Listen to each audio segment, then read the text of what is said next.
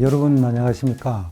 지난 차시에는 디지털 트윈 행위 모델 중 시뮬레이션 모델의 분류에 대해서 알아봤습니다. 굉장히 복잡하게 분류가 되고 모델링 하는데도 여러 가지 지식이 필요합니다. 그러면 우리가 디지털 트윈 행위 모델을 시뮬레이션 모델 외에 AI 기반의 데이터 모델을 사용하면 어떻겠느냐? 그 경우에 한계점에 대해서 이번 차시에 학습해 보도록 하겠습니다. 자, 우선에 이 동적 행위를 데이터 모델로 표현할 때 구체적으로 다시 말하면 바꿀 수 없는 한계점이 존재하게 됩니다. 여기에 디지털 트윈 행위 모델이 있겠는데요. 입력이 XT고 출력이 YT로 모두 다 시간의 함수입니다. 자, 이 경우에 우리는 왼쪽에 있는 AI 기반의 데이터 모델과 도메인 지식 기반의 시뮬레이션 모델을 사용해서 각각 행위를 표현할 수 있는데, 여기서 중요한 것은 왼쪽인 경우에는 이 학습이 문제와 답을 기억시키는 방법으로 학습이 되는 반면, 오른쪽은 문제를 푸는 공식을 제공하는 방법입니다. 이런 이유 때문에 표현력에 상당한 차이가 있겠는데요. 우리는 우선에 이 디지털 트윈 모델의 입력 XT와 출력 YT가 시간의 함수라는 것과 입력과 출력이 상관관계에 있는지 인과관계에 있는지가 굉장히 중요합니다. 그리고 우리는 입력 XT에 다양한 형태의 데이터를 인가해서 출력 YT를 관찰함으로써 우리는 예측을 하거나 최적화를 하거나 고장 진단 등을 할 수가 있습니다.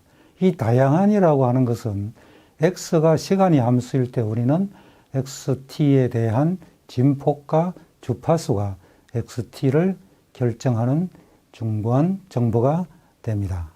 자, 그래서 실체계의 동작 행위를 기계학습된 데이터 모델로 표현할 경우 구체적인 문제는 뭐냐? 크게 봐서 두 가지입니다. 첫 번째는 수집된 빅데이터만으로는 데이터들 사이의 인과관계를 알 수가 없다는 겁니다. 두 번째는 학습 시와 다른 조건에서 데이터 모델의 출력을 예측하게 되면 정확도가 많이 떨어진다는 겁니다.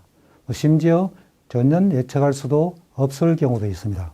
자, 이 인과관계는 우리가 도메인 지식을 가지고 두 데이터 사이에 어떤 관계냐 하는 것을 정확하게 판단하지 않는 한 데이터만 가지고서 인과관계를 알 수 없고, 데이터 모델은 결국 두 데이터 사이 혹은 여러 개의 데이터 사이의 상관관계만을 표현한다는 겁니다. 자, 그리고 실제 학습 시와 다른 조건은 첫 번째는 입력이 달라지는 경우가 있고요. 이 입력이 달라진다는 것은 앞에서도 설명했지만 XT의 진폭과 주파수가 학습 시와 달라지게 되면 예측 능력이 불가능하거나 제한되게 겁니다. 또 예측 시 실체계의 운용 조건을 변경해버리면 실제 실체계가 바뀐 것과 똑같은 효과가 나타납니다. 따라서 학습 시와 다른 실체계로 해석이 되기 때문에 우리는 예측을 하는데 굉장히 오류가 발생할 수밖에 없다는 겁니다. 이 두 가지의 구조적인 문제 때문에 우리는 데이터 모델을 기반으로 한 디지털 트윈을 사용하면 예측이라든지 고장 진단 혹은 제어나 정책 결정, 최적화의 신뢰성이 떨어진다는 겁니다. 신뢰성이 떨어지는 것뿐만 아니고 전혀 예측을 할 수 없는 경우가 발생을 하게 됩니다. 자, 그렇다고 하면은 이 구조적인 문제 중에 첫 번째인 인과관계 부재로 생기는 문제에 대해서 간단한 예를 보도록 하겠습니다. 여기에 y=fx라는 간단한 데이터 모델이 있는데, 인과관계라는 뜻은 x 값이 변하면 y 값의 변화의 원인이 되느냐 하는 겁니다. 수학적으로는 y=fx일 때 x가 바뀌면 y 값이 바뀐다고 볼 수 있지만 실제로 x가 y를 바꾸는 원인이 아닐 수도 있습니다. 간단한 예를 보기 위해서 x를 서방차의 출동 대수라고 하고 y를 화제피라고 해서 X, Y의 빅데이터를 수집해서 지도학습을 한 경우에 이런 식으로 가로축이 출동 서방차수, 세로축이 화제피해로 해서 이 상관관계의 데이터 모델이 이런 식으로 만들어질 수가 있습니다.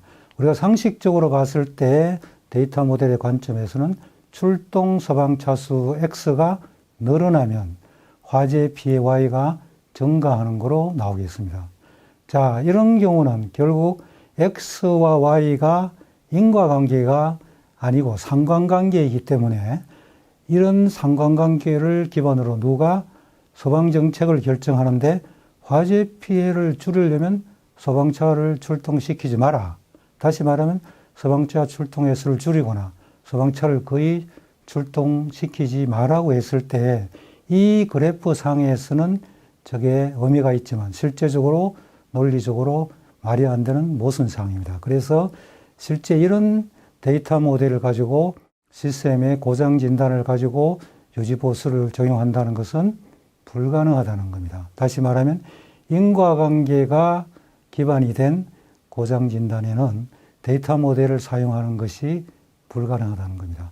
물론 데이터 모델을 가지고 고장 발견을 하는 것은 가능하겠죠. 왜 그러냐면 정상적인 상태의 데이터 모델을 가지고 고장난 상태의 시스템의 데이터를 수집해서 비교하면 고장을 확인을 할 수가 있습니다. 발견을 할 수가 있지만 고장 원인을 진단할 수는 없다는 겁니다. 그렇지만 이 시뮬레이션 모델은 도메인 지식을 사용해서 입력과 출력의 인과관계를 명시적으로 표현하는 것이 특징이 되기 때문에 인과관계로 생기는 이러한 문제가 아예 없다는 겁니다. 두 번째 구조적인 문제인 입력이나 운용 조건을 변경했을 때 예측 능력에 대해서 학습해 보도록 하겠습니다. 여기에 실체계가 어떤 운용 조건, 여기에서는 운용 조건 1번이라고 하겠습니다. 이 상태에서 실제 데이터 XT, YT를 수집했습니다. 그래서 XT1, YT1, XT2, YT2에서 XTN, YTN의 시간이 첨부된 데이터를 수집해서 이것을 학습을 시켰습니다.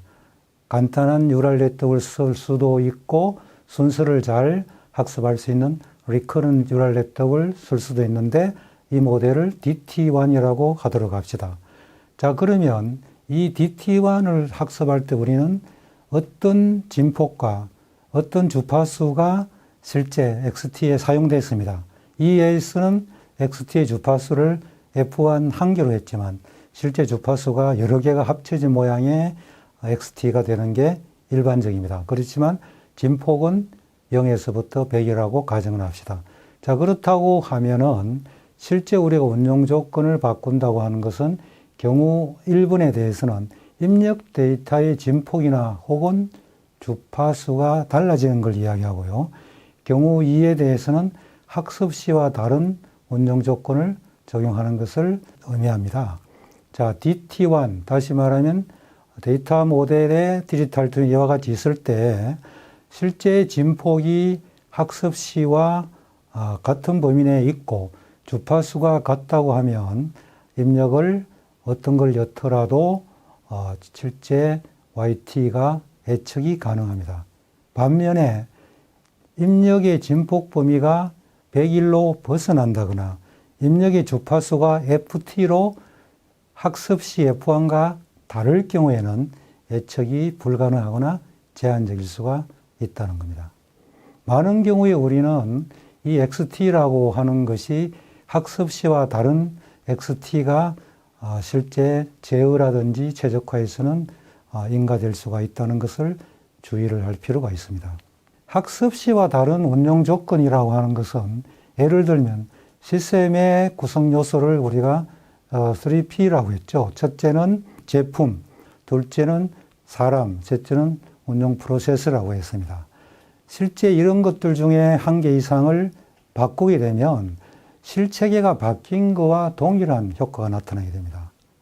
다시 말하면 이와 같이 바뀐 상태에서 다시 데이터를 수집해서 새로운 디지털 트윈을 만들지 않는 한 기존 운영 조건에서 만들어진 디지털 트윈 1번은 아무런 의미가 없다는 겁니다.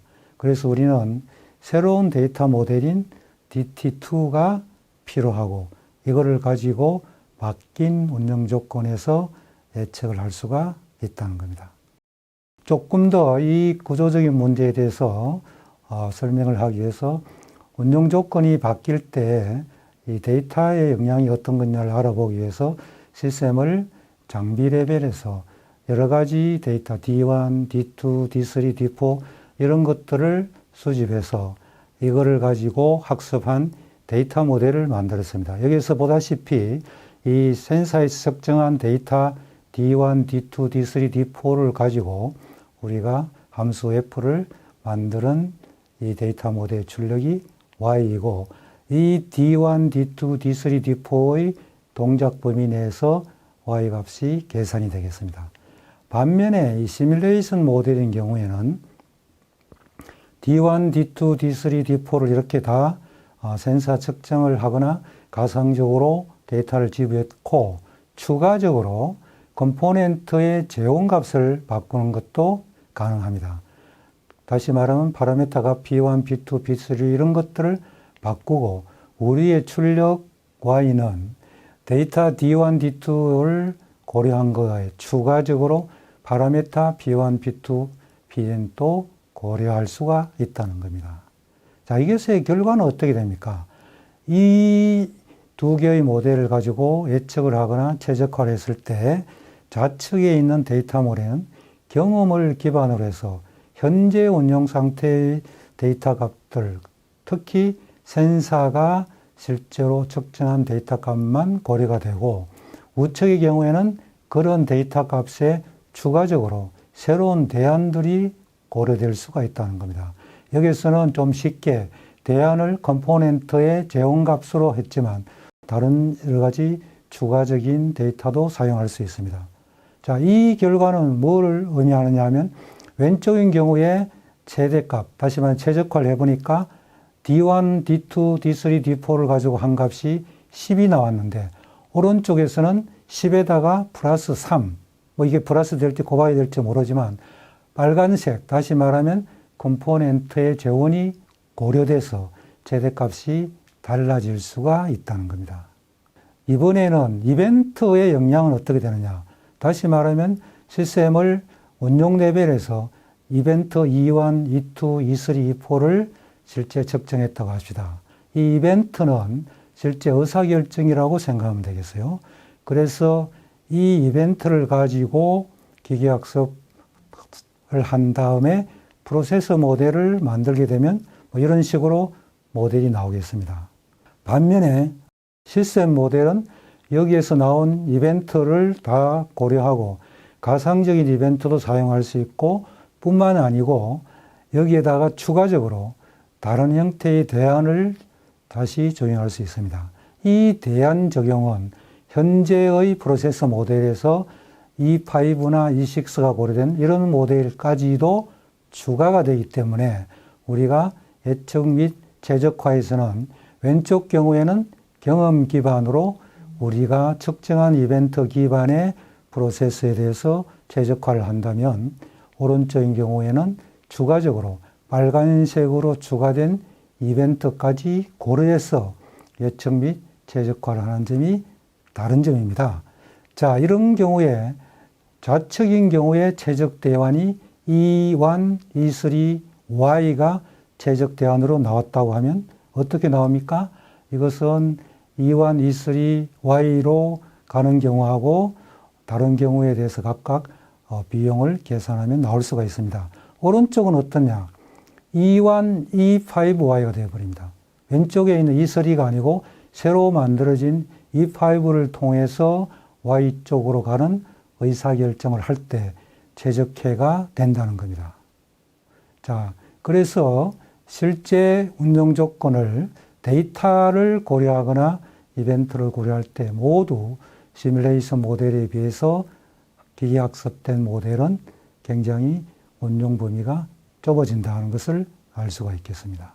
자, 그렇다고 하면은 실제 시뮬레이션 모델이 굉장히 복잡했고 데이터 모델은 지금 설명한 한계점이 있기 때문에 우리는 시뮬레이션 모델과 데이터 모델을 융합한 기계학습 기반의 동적 행위 시뮬레이션 모델인 바스, 우리가 쓰는 고유명사입니다. 바스 디지털 트윈 모델을 만들고자 합니다. 앞서 설명한 대로 데이터 과학에 있어서는 빅데이터와 AI, 시스템 과학에 있어서는 모델링 시뮬레이션 기법을 결합하는 방법인데요.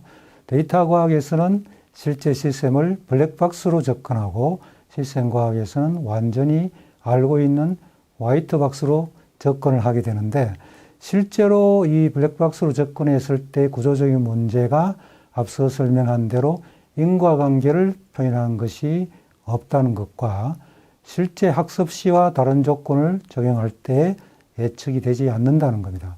추가적으로 이 시뮬레이션을 하는 시간 등이 데이터 모델에 포함되어 있지 않기 때문에 시뮬레이션 모델과 결합해서 운용하는 것이 불가능하다는 겁니다. 반면에 이 시뮬레이션 모델은 많은 도메인 지식과 이해가 필요합니다. 예를 들면 자동차 모델을 만들겠다 그러면 자동차 모델을 만들기 위해서 자동차의 구조나 실제 행위를 학습을 해야 되겠죠. 그래서 예를 들면 기계공학과를 나왔을 때 어느 정도 가능한 그러한 상태고, 예를 들어 가지고 우리가 TV를 모델링 하겠다, 스마트폰을 모델링 하겠다고 하면 실제 도메인 지식인 하드웨어와 소프트웨어에 대해서 알아야 되겠죠. 그래야지 모델을 만들 수 있는데 그 도메인 지식만 가지고 되는 게 아니고 도메인 지식을 모델로 추상하는 모델링 이론이 또 필요합니다. 우리가 많이 쓰는 미분 방정식이라든지 또 뎁스 방정식 같은 거죠. 자, 이렇게 만들어진 모델이 실제로 동작을 한다 하더라도 우리는 이 모델이 실제하고 똑같은 동작을 하는지에 대한 신뢰도 문제가 발생할 수가 있습니다. 자, 다행스러운 것은 이 시스템 과학에서 모델링 시뮬레이션의 구조적인 문제는 데이터 과학에서 빅데이터와 AI를 가지고 해결을 할 수가 있고요. 이 데이터 과학에서는 블랙박스 접근은 시뮬레이션 모델에서 사용하는 방법으로 구조적인 문제를 해결할 수 있습니다. 그래서 우리는 빅데이터 AI 시뮬레이션을 합해서 바스라고 하는 이름으로 데이터 과학과 시뮬레이션 과학의 모자라는 점을 상호 보완하는 바스 모델을 디지털 트윈 모델로 사용을 하게 됩니다. 이 모델의 특징은 이 데이터 과학에서 생기는 문제를 시스템 과학에서 보완하고 시스템 과학에서 생기는 문제를 데이터 과학에서 보완하도록 만들어졌고, 이것 때문에 바스 디지털 트윈 모델이 동적 시스템의 분석, 예측, 최적화에 이용이 될 수가 있다는 겁니다. 자, 이번 차시에는 디지털 트윈 모델을 데이터 모델로 했을 때 모델링 하기가 굉장히 쉽지만 어떠한 제약 조건이 있느냐에 대해서 학습해 보았습니다. 어문사항이 있는 수강자께서는 이 강의를 다시 한번 복습을 해 보시고 질문이 있는 사람은 Q&A 게시판을 이용해 주시기를 바랍니다. 여러분 대단히 수고했습니다.